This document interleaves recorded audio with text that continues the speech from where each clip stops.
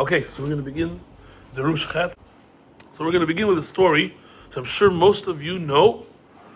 How many of you learn Kedushin? Probably all of you. So you know there's a story on Daf Lamed about Kibbut of Aim. Kibbut of Aim. That part, Kibbut of Aim, I taught that in summer, that part of Kedushin in Chaim Berlin, 8th grade. We taught about Kibbut of Aim and the mitzvahs Grama.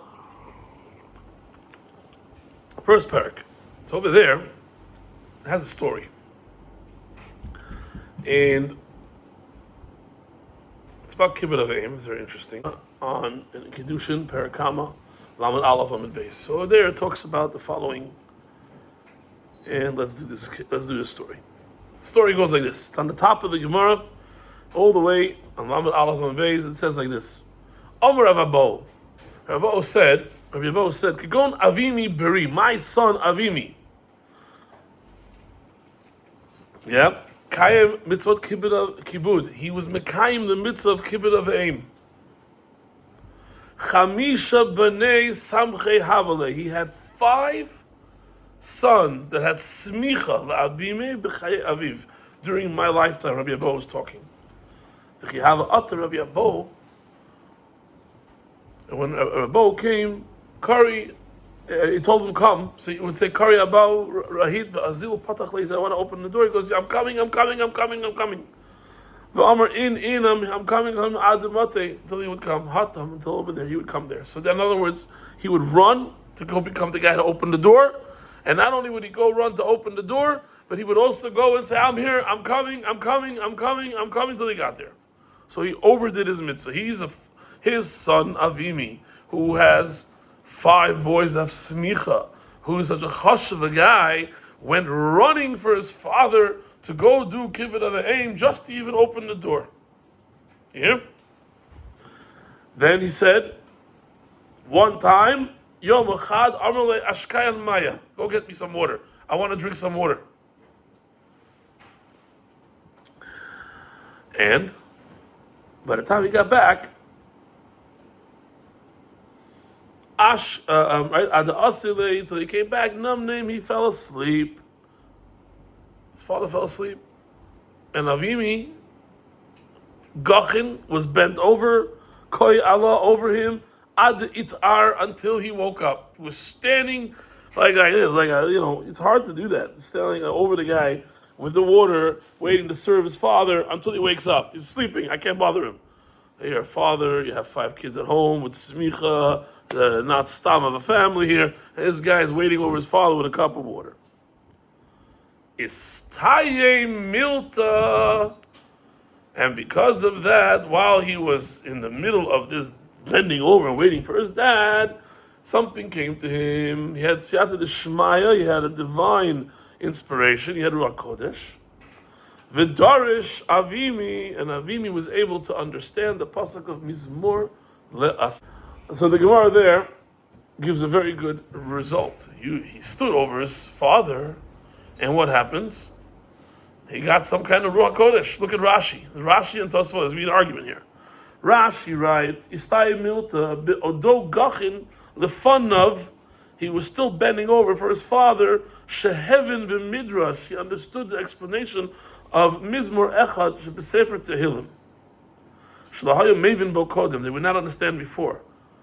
Lachein l'darsho. So now, before Lachein, and l'darsho to explain it. V'yesh, there are those who say, Shemikra zelavado, just one pasuk, Darsh, Mizmor la'asaf Elokim, Bo goyim benach l'secha. And really it should have said, Kina la'asaf. It's a lamentation. He's talking about how the goyim came and destroyed complete rubble. Right? It should be a kina. Darash, kach, she'amar, asaf, shira. When it says over there that it was shir asaf, so over there it's going to say, he says that what? That it's a mizmor. He's saying, why did he sing? What's so special about it? It's the destruction of the temple. So he says that Bo kina asaf yiboy. Darash, kach, she'amar, asaf, shira, al shekila kadosh baruch hu. Hamato, his anger, he got rid of his anger be'etzem uva'avonim, on stones and wood, Shebeveto, that was his house. From this, Hotir Pleta B'Yisrael, he was able to save Klal Yisrael. She'il Molekach, if not for this, Lo Nishtayr Misoni Yisrael, meaning us, Sarid, even a string or a straw. The Chenu Omer Kila Shevet Chamaso, Veyatzas Eish Be'Tzion. That's what it says in Eicha. This pasuk he didn't understand until he did this mega kibbut of aim and he understood it. Yeah?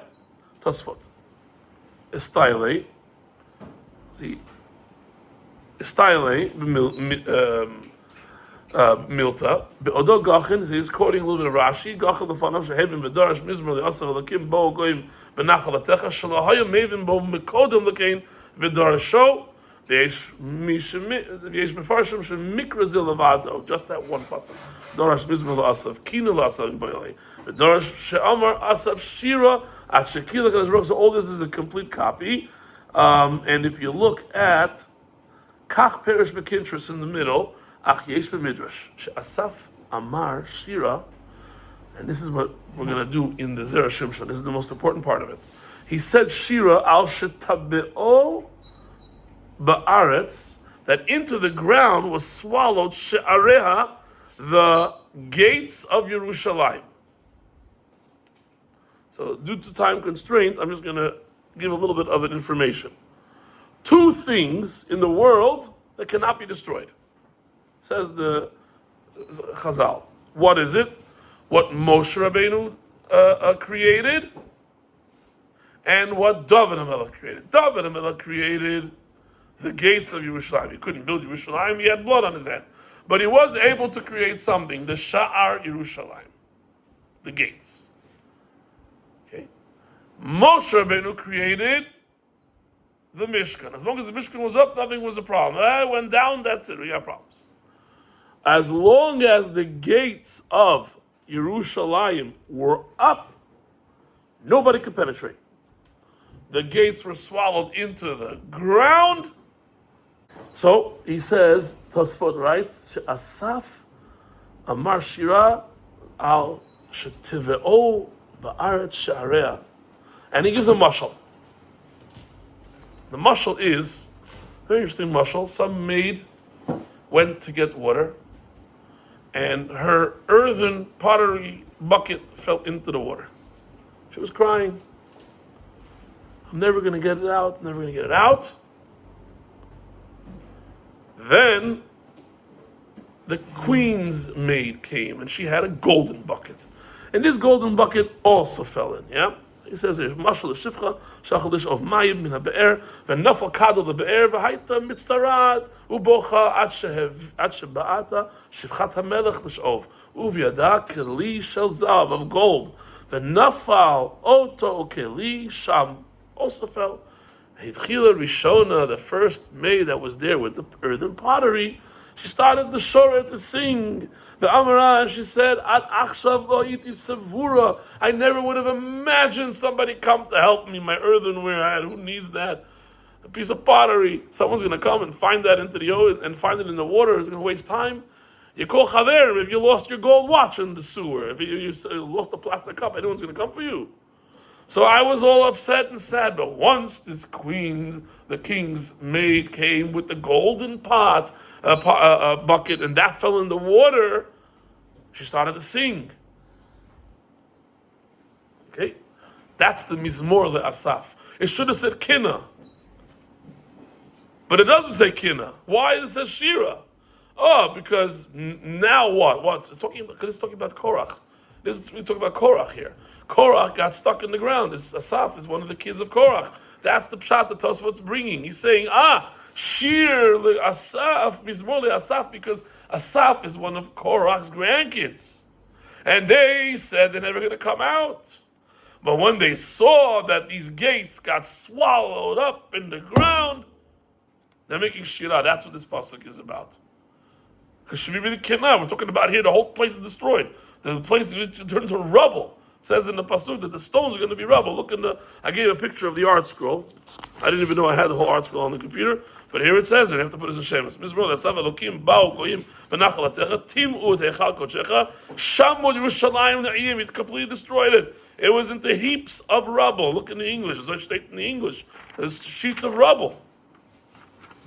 So this is more. Should be a kinna. Tosfot says, this is interesting, Tosfot.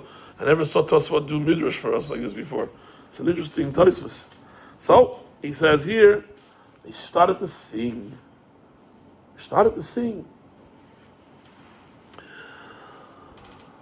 Sevura, she was never thought she would see a shum adam, any person would come to help Kadesh Shehu shall Cheres mina be'er. Take out Kedi, my bucket of earthenware that's in the well. She'eno nechshav. It's not worth anything. Va'achshav mishi yotzi oto shel zahav. Yotzi Kadi, you also take out mine with hers. Kach b'nei Koarch shayu beloim. They were swallowed. Keshirao shetovu ba'aretz she'area. When they saw that the sha'ar, the gates of Yerushalayim was swallowed, they said, hey, that's going to come out. We're coming out. So that's Tosfot, that's the Midrash. And we know how Zera Shimshon thinks like a real pilpul little guy is like, Avuves, how do you know he's going to come out? How do you know the Sha'arim is going to get out of there? Who told you? Why you think he's going to come out? And what's the connection of Bnei Koarch to this that we're saying, oh, gates come out, Koarch comes out? Why? What are we talking about? So it's going to be a big build-up here. But I'm gonna cut to the chase and I'm going to get to the build-up in case we don't have time. The big build-up is, the chase is over here, what? Koarch is Hevel. That's what we learned in Likutei Torah from Arizal. Koarch was the reincarnation of Hevel. Moshe is also part of Hevel. What do you have to fix? So if you take the names, you're going to get Koarch, you get the 308. That part, 308, is what he has to fix. Because you take Hevel and you subtract it from Moshe, you're left with 308. So he's going to say there's those things you have to fix, Koarch have to fix. And then he goes in to explain how that connects to the gates. Because what happened to the gates? The gates were full of blood of a chazir. And chazir comes from the word choser. And chazir was a klipa. It went onto the gates, and the gates became tamei. And in order to get clean, they had to put it into the ground. And it got there, and they said, hey, look at that. Look at that. All the tumah that's on it now, it's in the ground to be matar. We're in the ground. We're doing the same thing. We made a mistake. We also did that. We have to make a tikkun. When it comes to become a tikkun, when it's fixed and we have the Beis HaMikdash back, there's going to be a fix. Oh, that fix will come out. We'll come out with it.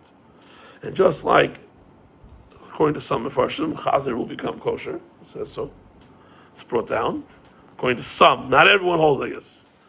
The understanding is, how can you, because the question is, I know, like a Shmuel says, it's going to become kosher. It says, what do you mean? Torah says the Chazir is not kosher. So then he goes and explains what it means Kabbalistically. It means the Chazir is koach. Whatever the koach hatumah was, because we said this earlier, a few weeks ago we said this. When the Torah was given to Klal Yisrael, we weren't going to take it. Esav says to the Malach, listen, you want the Jews to take the Torah? Leave us alone. Give it to the Jews. You want to know how they're going to take it? I'm going to give you what's supposed to be mine, the sword, charbo. I'm giving that koach to the Jews. They will take the char. What happened? Now you have Sanhedrin. You have capital punishment. You could punish somebody if you didn't do the right thing. With that, they'll accept it because now we know we could for sure keep the Torah. Every nation that we went to gave a little bit of their koach to us. When it comes to the time of Mashiach, all the koach hatumah, whatever koach was in the chazir, whatever koach was in, because they shechted the chazir on these gates and they poured the blood on it. Whatever koach was in that chazir, whatever koach hatumah was in there, it's going to be cleaned. Then us, surely, b'nei Koarch, 1,000% we're going to be cleared. We're for sure going to come out. So yeah. So now everything makes sense. Now we can look at the Zera Shimshon, we can read through it, and I think we got almost all the points covered. I think at this point we can do the Zera Shimshon properly. Okay, Zera Shimshon begins, Drush Chet, go to the first page. Let's begin. So it brings a Gemara Kedushin. Istayim Milta. That he got Ruach HaKodesh and he understood what it meant. V'dorash avimi mizmor la'asar l'kim bo goyim v'nachalatecha. Rashi, we read the Rashi. Rashi over there said he didn't understand this pasuk at all, either the whole mizmor or just that first pasuk. And Tosfot wrote, he said even better. He said no, because tav uba aretz she'area, the gates went into the ground, and mashal, like we said, the mashal, third paragraph. V'yesh lomar. Oh, we go back up to the second paragraph, last sentence. What does it have to do with the gates going into the ground and Bnei Koarch? The Yeshlomer Damrina Perek Dal b'Sanhedrin miyom, from the day Shepatcha Aretz et Pia v'kibat l'damo shel Hevel. So let me quickly explain this. So the mouth of the earth opened up. So Tosfot explains over here in the Gemara. It's Sanhedrin. I gave you the Gemara, but I'll say it outside. Basically, killed Hevel. Cain killed Hevel. His blood went on the ground. His blood got absorbed into the ground without a trace. The Torah called that the earth opened up its mouth and closed. So the Gemara over there says Rav Chia is talking, and he has two children, right? Rav Chia's sons, Rav Yehuda and the other son. Well, look at the Gemara. Let's look at the Gemara. I believe I put both Gemaras here. There's the Gemara in Gittin Nut Zayin. Yeah, this one with the highlights. So the Gemara over there goes into the story of what happened. So Patz the Pia, the Gemara says you can't open anymore the mouth. Right? After it opened his mouth, it took all the blood.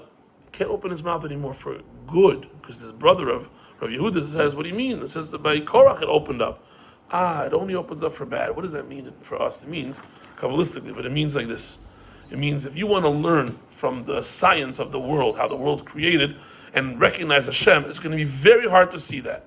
Because Patzta Haaretz is Pia and took the blood of Hevel, and that was the once and last time that it did something nice. It did something nice. It didn't want to embarrass Hevel, but it covered up a murder of Cain. It shouldn't have done that.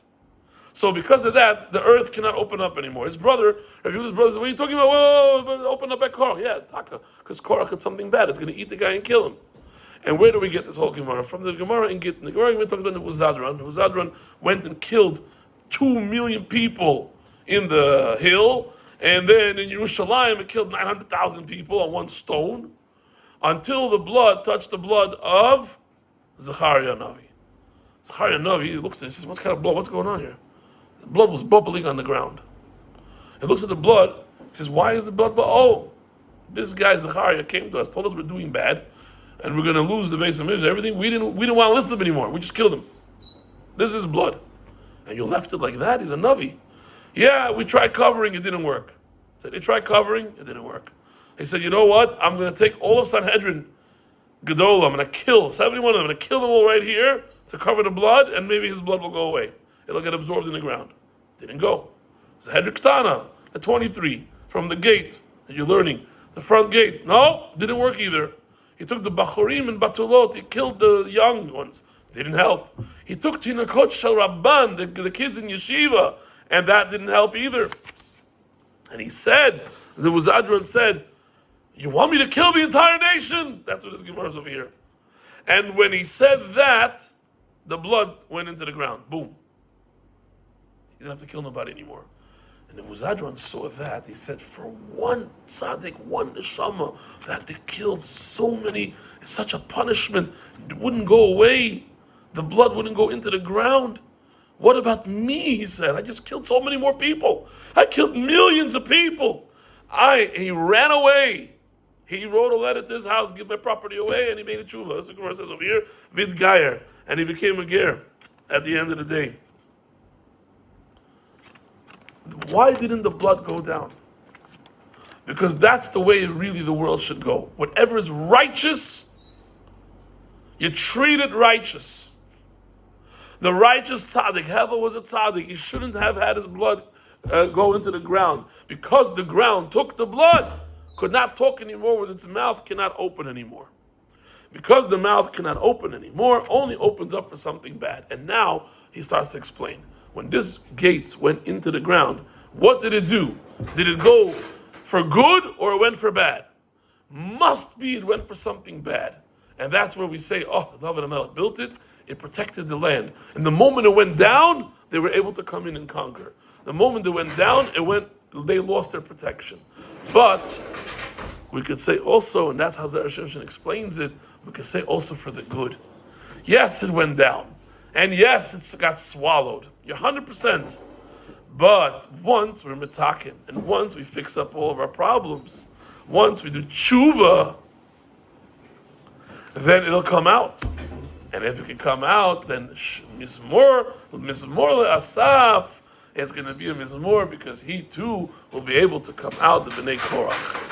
So that's really the connection over here. So bottom line, just to finish up, and he explains, he explains by saying, if you know the Gilgal of Hevel, where he comes from, coming from Moshe, coming to Koarch was supposed to fix it, and that's how he explains it. If you look at the second page, at the end, he goes through and explains it. And he says, and I'll just go this third to last paragraph, Ki Moshe Katav Kubalim, Ki Moshe Gilgal Shel Hevel, Umitzad Neshama, there's Neshama, there's Naran, Neshama, and there is the Nefesh, and Ruach. So he says like this, it's easy to understand if you just go bepashta. So Mitzad Neshama Shikula Tova, when Moshe Rabbeinu was born, Vatere Otoki Tovhu, he was good. That part was good. That's the Neshama. Nefesh needed fixing. Al Bachinas Nefesh, he had to fix. And over there it explains the Gematria of Koarch, 308. Right? Makes sense? Kof and Reish and Ches. That's 308. That's the evil part of Hevel. That's the part that needed to be fixing. And he says, if you take the name Hevel, subtract it from Moshe, you get out that there was 37 Yitzhak that was good, that's Hevel, and the rest, the 308, that's Koarch. And now he explains that all the neshamot of Cain and Hevel need to be having a complete tikkun, and when you have that, that's the time that we're going to have those gates returned back from that was swallowed in the ground, and that's why Koarch is attached to those gates. And that's how he goes to explain it. And now, about the Chazir, only Leket Shmuel says that it's possible for the Chazir to become kosher l'asad lavo. Everyone else who asks, how is it possible? So the Teretz says we don't mean it physically, you can mean it metaphorically. Chazir comes from the word chozer, and what we're talking about really is all the kochot tumah, everything that's in the koyach of that tumah that could be changed, and that's really what it means. When Mashiach comes means we did the tshuva, where we took everything that was messed up and has to be fixed over, and we make the tikkun. And once we make the tikkun, and that's when yachziru la'alot, those gates will come up, and if the gates come up, then the people of Asaf, the people of Koarch, will also come up, and we'll see Mashiach Tzidkenu, Rabbi Amen.